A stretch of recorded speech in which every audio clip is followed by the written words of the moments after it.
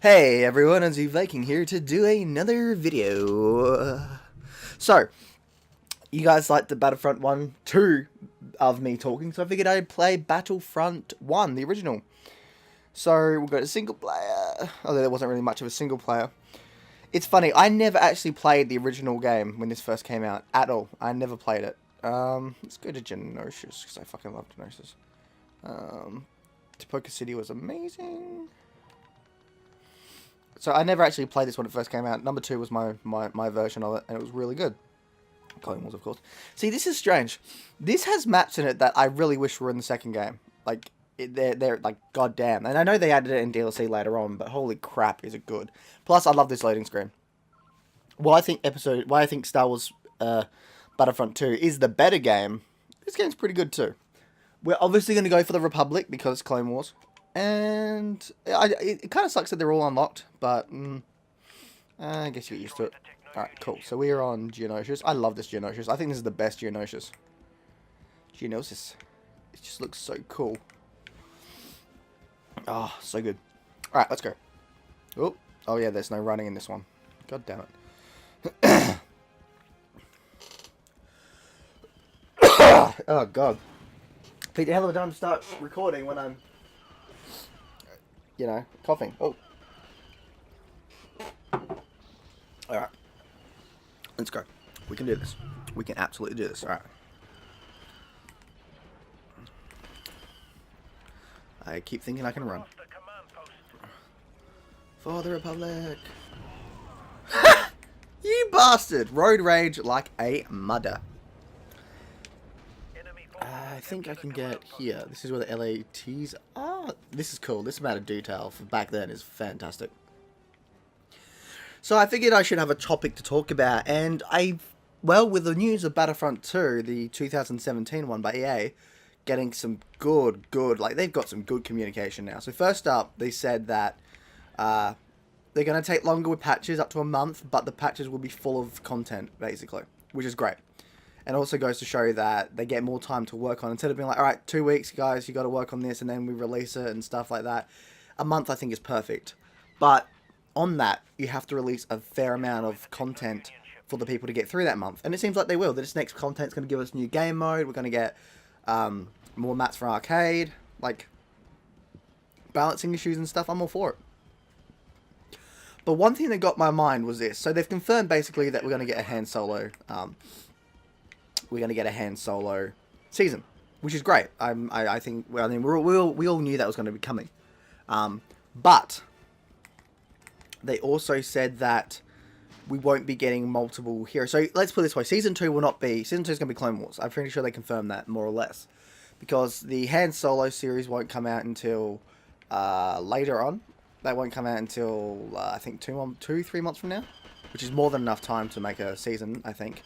But also because they also said that we'll be getting seasons that don't necessarily come with any heroes, and will just come with either new game modes, customization, or like probably skins and stuff. And which is why I think, and I'm not, I mean, obviously I'm not gonna. This isn't proven. But what I'm hoping is, absolutely, is that. I mean, I haven't got much fans anyway, so there won't be a lot of people that go, "Oh my god, he's right" and stuff like that, and then get disappointed. But what I think they're gonna do is, hopefully, is that in Season 2 they give us multiple heroes, because they said that it will, like I said before, we'll be getting multiple heroes in a season, and then we'll be getting seasons where there's no heroes at all. So I'm thinking maybe, just maybe, we'll be getting heroes. We'll be getting multiple heroes. I love this thing, but we'll be getting multiple heroes in the first season, which could be up to 4. You know, I'm not gonna lie. Oh, look at the droidicas. We need droidicas in this game, in the EA 2017 game. But like, I reckon that they might do is give us 4 heroes, and if it's Anakin, Dooku,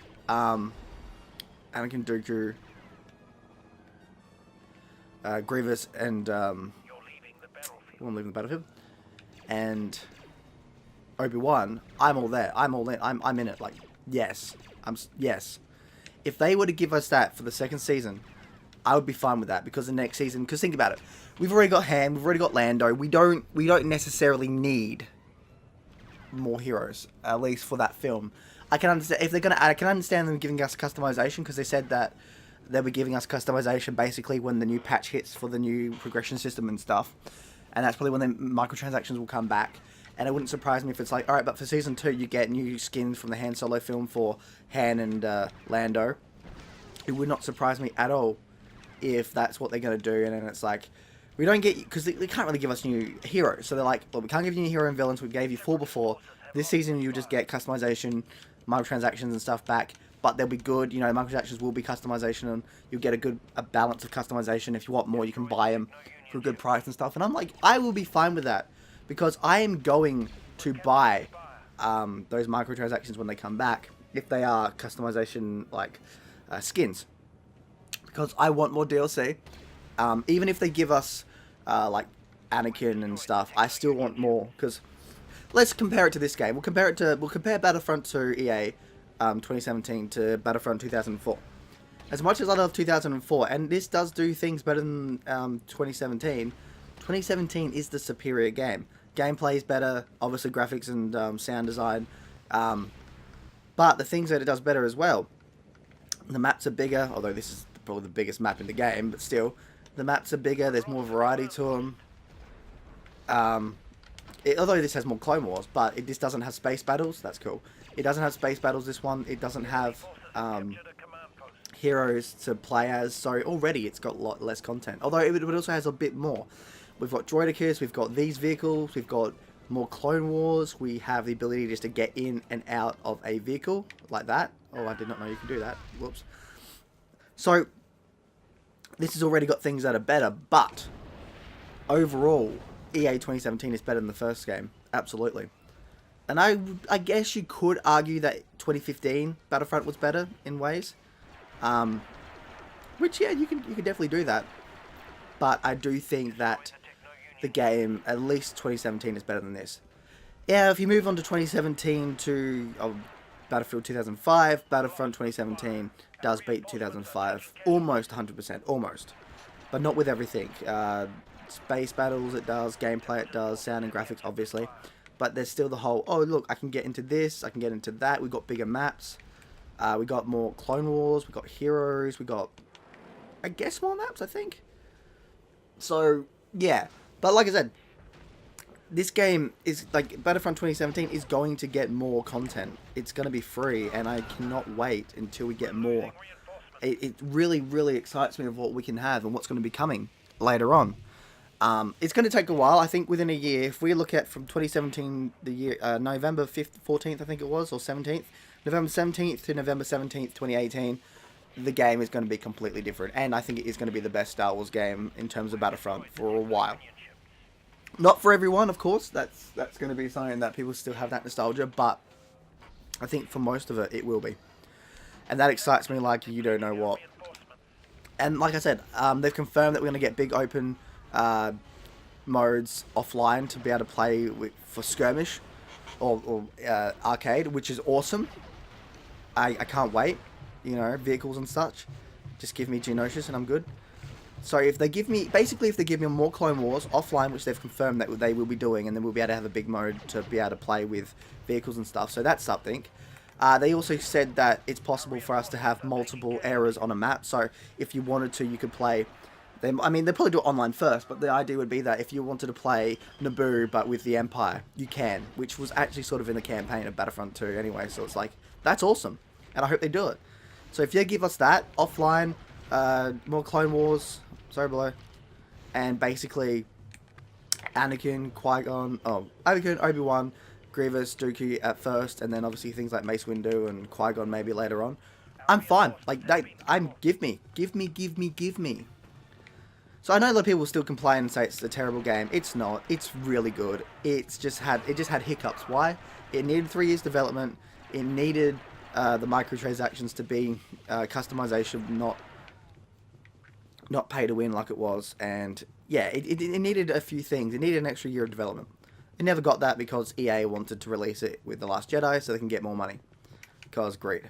But, and this is the big but here, it's all free. If I had to pay $80 again, because we had to pay originally $80 for the season pass of the first game, I had to pay $80 for a season pass for Battlefront 2 to get the content that we should have gotten, I would be like, no, fucking fuck this game. But we're not. We're getting it for free. We're getting all the content for free. Hopefully, other than customization. Though I imagine if they release customization, they'll give us like standard upgrades and then be like, if you want more, you can buy it. I imagine that's how it's going to go. And that excites me. Alright, we've almost got him. And that really excites me. Buddy, what are you shooting at? Damn it, I can't shoot down there, but I can shoot the droideka. I think. No? Guess not. It doesn't want to do anything. Do I charge it up? No. Okay, it's probably too far away. So yeah. Already, like, today it got me more excited for Battlefront 2 in the future than I think I've been excited for Battlefront since the release. Like, I'm ready to roll. Like, give me... Oh, this gun's good. This is an ARC trooper, isn't it? Probably. But yeah, that just excites me, and it's good. Because Battlefront already was a great game. Like, I knew it. A lot of us knew it when we first got it, that it was going to be a great game, and it is. And it's better. Bye, buddy. And it's going to get even more better. So yeah. So that's one topic I want to talk about. Basically Battlefront 2, and I'm loving it. You know, I can't wait to see the game by the end of this year. I cannot wait to see what state the game is in, because the game is going to be superior. And I know the hardship is waiting, because as much as I love Star Wars, the waiting is annoying. But if the waiting is going to give us a game that's just fucking amazing, then I'll take it. I will take the wait. I will absolutely take the wait. Can I shoot anyone with these? So, although they have to also add Geonosians. They really need to add Geonosians. Did I just get sniped? Holy shit. But yeah, they have to add Geonosians as well if they give us thingy, which they might. I guess it depends what the next season is. But, like, and what's crazy is, imagine how good the game is going to be in a year, right? Imagine what it's going to be like within 2 years or even 3 years. Because I remember them saying that the next Battlefront 3 might not come out until 2020, 2021. I'm okay with that, because I've been saying since the first game, DICE needs more than 2 years development time. Even if you have 3 studios working on it. 3 studios, 3 years, and you've got yourself a damn fine game. Take everything that Battlefront 2 has, and add it into the next game, and then add more content. Considering how their engine is and stuff, that shouldn't be... It will be hard, but it shouldn't be end of the world hard. So... that really excites me. Although I can't get too excited, because I know that if I get too excited, I won't be able to wait. And that's the worst. That's the worst feeling. And we somehow lost. God damn it. Because that is the worst feeling. You wait, and it's like, I need it now! Ah! I did alright. So there's that.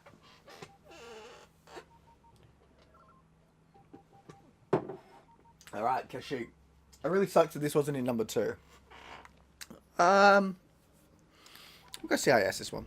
Oh no, is this Kashyyyk? No. Well, I'm pretty sure I picked Kashyyyk. No. I like this map too. How do I... I'm trying to remember how to... Oh, Y button. Okay. I can't wait to see what droidekas look like in the next game. In 2017. Oh, yes. Oh, shit. No, get up. No, no, no, no. And what I reckon Battlefront 3 would have is, first up, it'll probably have a longer campaign. Will it continue on from Anniversary and stuff? Or a daughter? I don't know. Probably not.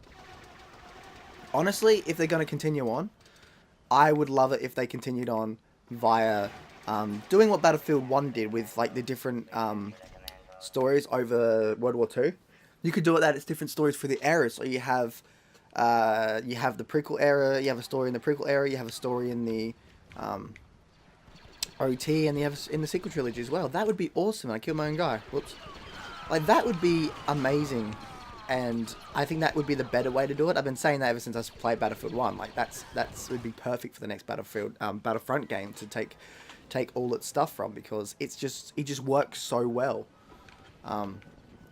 But I guess we'll see. Because I'm only just saying that because I want to see a Clone Wars campaign. Like, and unless they give me the ability to play a Clone Wars type campaign in arcade, which will probably happen by the end of its life cycle, I would rather just a single campaign of Clone Wars. And I'm dying a lot. It's crazy. People say that the 2015 game had fast kills. Well, it just excites me. Like, being a Star Wars fan is great now. Somewhat. If for some people they hate The Last Jedi, which is the next topic I'd like to talk about. Criticism. Oh boy, criticism. So I was watching a guy. He made this video, and this was like his 5th video, and each video is like an hour and a half criticizing The Last Jedi.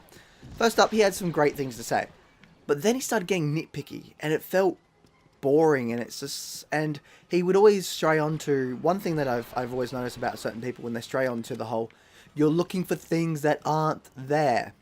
Now, I always found that interesting. First up, that's a somewhat dumb idea, because how can you prove that they're not there?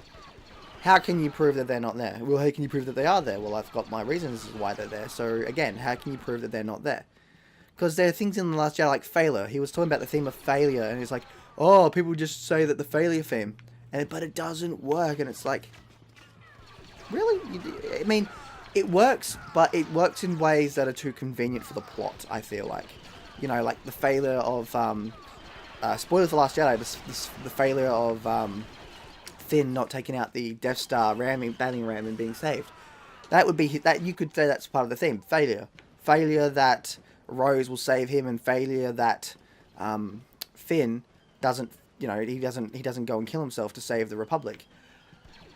It worked within the theme, but the theme needed to extend it a bit more. So if Rose saving Finn's life would have made a lot more sense if we built up a more stronger relationship with him. If they worked as a relationship, and at the end when she's like, you got to save the ones you love, I would have been fine with that, because that is a part of the theme of failure. Her failure for being in love with him, his failure for being there for her and stuff like that would have been great if they built it up.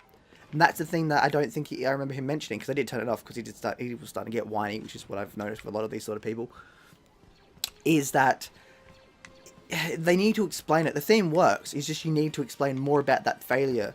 You need to build it up so that when the failure happens, you're like, oh, that makes sense. But they didn't, unfortunately. Well, they might have, because the original cut was like 4 or 5 hours, I think. So they might have had that in the original cut, but they didn't leave it in there, which is a shame. But another reasoning for that I find weird about certain things about The Last Jedi is everybody is complaining about, say, what happened to Luke. And I like what happened to Luke, but again, just like the Finn and the failure theme, it wasn't elaborated on as much as it should have been. So in The Last Jedi, we find out that Luke wanted to kill Kylo because he felt darkness in him. And he had a moment of, he had his lightsaber lit, and that was a moment, and he puts it down, and he's like, that was my moment of, what the hell am I doing? I thought that was fine. That was very realistic and well for a character like that. But there was no build-up. Why? And I always thought the best way to do it would be this. You have Mara Jade as his wife, and you have a son or a daughter or both. You have a problem arise, be it that, you know, Mara Jade was training the Jedi, and with a son or daughter or both, like I said, and they get attacked by the First Order or Snoke or something. There's a situation where Luke's fighting off with his students on this side, and Mara Jade and her kids on the other. You could have a moment that Kylo was with them, and he could have saved their lives, but Snoke, the dark side, was melting in his mind, and it was like bending him, and he becomes something more. You know, he's becoming more to that dark side. And in a situation where Kylo could have saved Mara Jade's life, Luke comes around the corner, he sees that she's about to die, but he can't, you know, he sees his wife's about to get killed. Kylo could have saved her, but the dark side says no, basically. And that's where, that could have been the catalyst and the start of it all. You could have had it that she dies, he's really upset, and then what's great is, because first of all, the one thing I hate about the old EU, a lot of the kids die, alright? From what I remember, there's like, I think, most of the kids die, and it's like, what are you doing? Please don't. I love those kids. And it's like, yeah, no, they're dead. Oh, it really sucked. So what happened is, for me, it would be like, Mara dies, because that's very similar to how she's in the old EU. Spoilers, of course. But what happens is, after she dies in this, what should have been, she dies in this extended universe, and Luke's kids leaving. They're like, I can't deal with this anymore. I gotta go. I can't. So they leave Luke to do what he was doing before, raise a Jedi. And that, right then, afterwards, you just imagine, the ship leaves, he's alone, he turns around and he sees Kylo practicing with his lightsaber. That's it. You put a little dark side music there, bam. That's the start. That's the catalyst. So when he goes into that room and he lights his lightsaber, you've got that backstory of why he's done it. He's destroyed, he's depressed, his kids left him, his wife is dead, all because of him. He could have saved him. You know, that would make sense because, again, in Last Jedi, it was just a single moment. And to me, that, what I just said, brings up that moment to a very good sheen, I think. Of course, they didn't do that. I mean, they could add that later on in, oh, that's cool. They could add that later on in, like, oh, you know, a separate comic. Probably not. Oops, sorry, buddy. But that would be great. But who knows? Who knows? I want them to do that, but I doubt it. On that, though, this is a great, like, I love this map. This should have been the second one. This should be in the new ones, too. Sand speeders, and then there's a this is on Tatooine, so there's sand speeders. And what's freaking awesome is, hang on, is, look, we got a fucking pit, a Sarlacc pit. And it grabs people, it's brilliant. Oh, we got sand people too, nice. I love that too, they have like, sand people and non-sand people, like, you know, you've got your enemies and you've got the enemies that make sense to the map, that's brilliant. So yeah, that's The Last Jedi. And the criticism, I think, is a mix. The criticism makes sense, and the criticisms don't. Because I think the same criticism of Last Jedi is very similar to the prequels. That is, every Star Wars fan had one reasoning as to why they thought was going to happen, and they didn't get what they wanted. And that's the thing about any fandom. If they don't get what they want, they will automatically hate it. They will not just... Barely anyone will jump in and look at the perspective that they want. They won't look at the perspective that's been created for them. They want their perspective, you know. I wanted this to happen. I wanted that to happen. This is the film I wanted. I didn't get that. Therefore, I hate it. Instead of saying, okay, let's look about what works and what doesn't work. But let's look about what perspective Rian Johnson was going for. And they didn't do it. They did that with the prequels and they did it with Last Jedi. And that's why I hate Star Wars fans. As a Star Wars fan. Because that's why I hate most fandoms that are really crazy. Where they just hate everything. And there's a lot of fandoms like that. Knew that? And I do hate that. Now, here's the thing. On that, though. Criticism. Some people... Here's the thing that we have to understand about criticism and people in general. Let's go into the mindset of people. We will always look for something that akins to our argument. So, if we have an argument that's for a movie or a film or an album, we will look for it. We will either... And we'll either pace it out so it makes sense for others to hear, or we'll pace it out in a way that it's very quick and easy. You know, we don't cover everything. You know, like I love the prequels. I have covered why I love the prequels, and I've got a perspective that works. I've backed my perspective up with my ways of learning how to do film, how a director can tell a story without having to follow a script. You know, you can show scenes and emotion via music and the visuals itself, more so than having an actor cry, you know. And that's my backing up. Now, here's the thing. People can do... I've seen hour-and-a-half long videos of why people think the prequels suck. Same with, again, The Last Jedi. But, just because they can make an hour-and-a-half video and go into depth as to why it's bad, doesn't mean they're right. Why? Because if you've got the talent and you've got the willpower... You yourself could create an hour-and-a-half long video as to why it's great. You know, you could back it up with sources. You could say this is that, this is what the film's going for. You could back it all up. Do an hour-and-a-half video of why it works. And it's valid. It's completely a valid view. Because this is people in general. You like something, you hate something. You'll get people that hate something and they have really good reasons why they hate it. That makes sense. You'll have people that like something and have really good reasons why they like it, and it makes sense. Because there's always a different perspective to everything, and that's something that Star Wars has always been about. Different perspectives, different point of views. Something negative to one person isn't necessarily negative to another. Like Game of Thrones, I don't think the violence and the sexuality and the nudity is negative, but there are people that they think it is. They think it's disgusting to how women are portrayed. They think it's disgusting how people get killed and stuff. But it's like, but there's a really good reason for that. And there's really good reasons for it why it works. And then I'm sure there are people out there that have really good reasons why it doesn't work. They can say that you could do the less is more type of thing, where you don't have to show it. You just say it's there and it's much more powerful. Hey, that works in some places and works in some, and doesn't work in some places.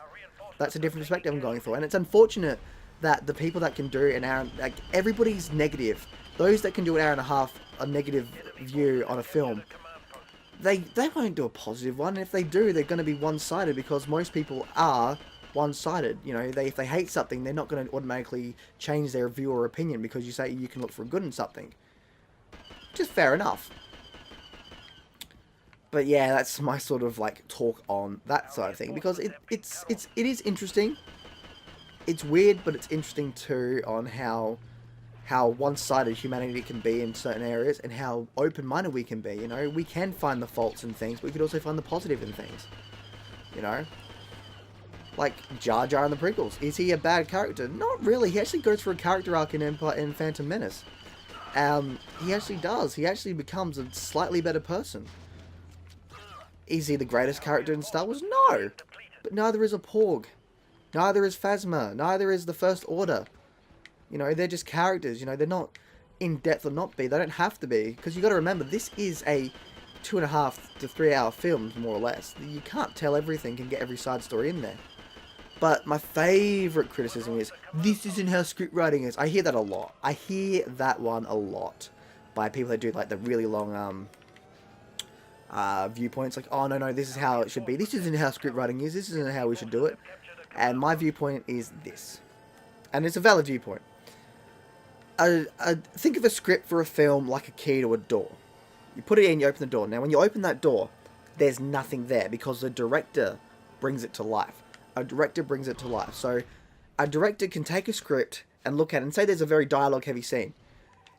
A director could look at that and go, you know what? It's a dialogue heavy scene, it has a lot of good things to say, but I can tell this story in the script without using any dialogue. I can use music, I can use cutting in between action, I can use sound effects, I can use everything, I can use symbolism, I can use all of this to get every single bit of dialogue that you have written down without actually saying it. You know, that's what a director does. They tell a story in more than one way. And that's the thing that not a lot of people will see. And if they don't see it and you say, no, it's this way, they're either too simple-minded to say, oh, no, actually, no, I'll give it a go. Or they say, but that's not script writing, that's not how you make it. And it's like, well, no, I don't agree with that. And I think that's my downside with a lot of people on YouTube is everyone has an opinion on YouTube. And everybody seems to follow that. Everyone seems to follow that negative opinion. Like the one I was mentioning before about The Last Jedi. And while he had some good things to say, it was just a one perspective. You could look at it from the other perspective and go, it actually kind of works. But I mean, I could sort of do that with certain aspects of The Last Jedi, but I need to see it again multiple times. The good things I say about the prequels and the bad things I say about the OT and stuff, and even the sequel trilogy, is because I've watched them multiple times. I haven't seen The Last Jedi multiple times yet, so I don't have much of a instance to come in and say, okay, cool, here's the positive things about it. You can, though. Of course, you are going to get people that say, no, you're wrong, you're an idiot, I've made a video, 100,000 views, I'm better. And it's like, well, not really, but okay. You can believe that if you want. Because that's people in general. Let's be honest, that's people in general. Damn it. Well, when this game is finished, that'll be part 1 done. So I'll probably do 2 parts of this one. Of playing the first Battlefront. Because it's fun. This is one of my favourite maps of it. And it's kind of surprising this wasn't actually in the first game, the second game, which is a shame. I really hope they add more maps where it's like, oh, by the way, here's a map here. Here's a Tatooine map with friggin', oh god, what's it called? The big tentacle thing, the big hentai monster. I love that. I love maps that have different dynamics to it. Like in Battlefront EA 2. They added night maps for Mos Eisley. And you'd think, oh, it's just a night map. But it adds so much. It adds so much. There are moments in the map where you can actually hide in the darkness. And, you know, you can follow the shooting of the lasers and go, alright, he's over here. And it's really well done. Sarlacc Pit, that's what it was. And things like the Sarlacc Pit. I think there was a Sarlacc Pit in the first game in one of the Mos Eisley ones or Tatooine ones, which is cool. But yeah, there's just so much you can add. And I really hope they add more to it. Like a sandstorm. Imagine on Jakku or Mos Eisley a sandstorm comes in, that'd be friggin' great. Or if there's a big storm coming in and you've got wind and stuff that can stray a bullet shot and stuff. Which is obviously something Battlefield does. And it's like, let's be honest here, these work though. They work. So why not? Why not give it to us? I don't know. Although it could happen in time. Like I said, it could definitely happen in time. This is a very big map. I like it. I'm going to take the jet back, even though we're about to win, but whatever. It's also a very big map. Like, I know I just said that, but like, holy crap, this is bigger than I thought it would be. Oh, bollocks. Oh, I didn't get... Oh, no, I did. It just took like 5 minutes for him to die. Whoopsies. And that will be the end of part 1. Next part should be... Well, I think it's Kashyyyk, which is one of my favourite Kashyyyk maps. We'll move on to that, and then I'll do... Part 2 will have that and a few more maps that I'll tinker around with. Alright, Aussie Viking out. See you in Valor. Bye.